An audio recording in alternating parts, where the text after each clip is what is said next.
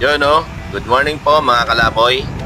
This is Raketerong Palaboy. Araw po ngayon ng Martes, August 18, 2026. So napadaan po muli tayo din sa Barangay Dita, City of Santa Rosa, dito sa lalawigan ng Laguna.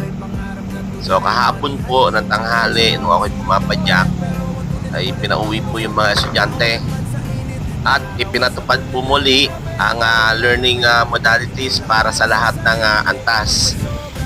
Hindi ko po alam kung ngayong araw na to kanselado rin po yung pasok ng publiko at pribadong paaralan dito sa Laguna.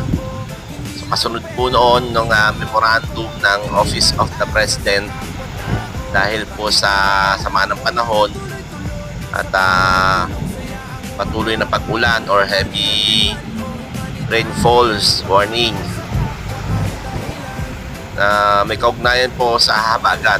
Siyempre, sa halip ay face-to-face classes, so maaari po ipatupad yung modular online o ito pang alternative learning modules.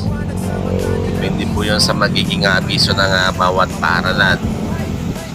So kagaya nyo po mga kalaboy, bilang magulang, so patuloy po natin subaybayan ang official na anunsyo mula sa provincial government ng Laguna, LGU, DepEd at paaralan para sa mga karagdagang update.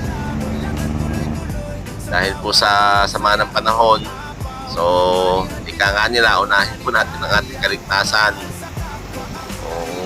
Hindi po kinakailangan bumiyahe, na po tayong bumiyahe at manatiling ligtas sa lugar, manatili sa ating bahay.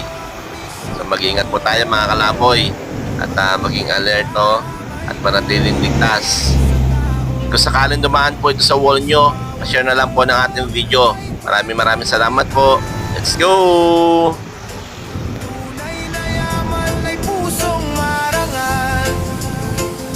Raketerong Palaboy, samahan niyo ako. Like, share, subscribe at sumuporta.